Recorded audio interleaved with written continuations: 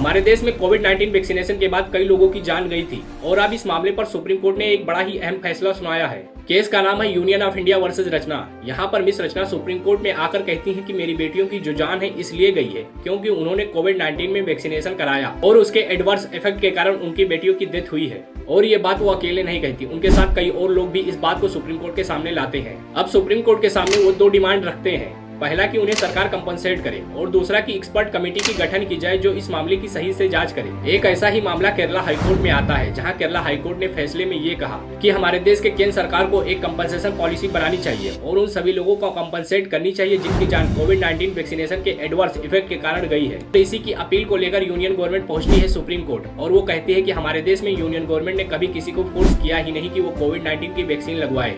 लोगों ने अपनी चॉइस से कोविड-19 की वैक्सीन लगवाई है, इसीलिए इसमें केंद्र सरकार की कोई जिम्मेदारी नहीं है और इसीलिए इसमें यूनियन गवर्नमेंट की कोई भी लायबिलिटी नहीं होगी। और जब इस मामले को सुप्रीम कोर्ट में सुना जाता है तो सुप्रीम कोर्ट एक बड़े ही इंपॉर्टेंट प्रिंसिपल के बारे में बात करता है, जो है नो फॉल्ट कंपनसेशन पॉलिसी। यानी केंद्र सरकार को सभी को कंपनसेट करनी चाहिए और इसके लिए पॉलिसी बनानी चाहिए जिन लोगों की जान कोविड-19 वैक्सीनेशन के बाद गई है, जो कहता है कि आपकी गलती हो ना हो लेकिन आपको कंपनसेशन देनी पड़ेगी, क्योंकि ये लोगों के पब्लिक ट्रस्ट को स्टेब्लिश करता है और उसके साथ ही लोगों का भरोसा टूटने से भी बचाता है। और इसके साथ सुप्रीम कोर्ट ने ये भी कहा कि अगर यूनियन ऑफ इंडिया किसी को कंपनसेट करती है तो इसका मतलब ये नहीं है कि यूनियन ऑफ इंडिया की गलती है, ये सिर्फ पब्लिक ट्रस्ट को मेंटेन करने के लिए कहा गया है। और अब हमें देखना है कि यूनियन ऑफ इंडिया इस पॉलिसी को कैसे फ्रेम करती है और कंपनसेशन कैसे अबॉर्ट किया जाता है।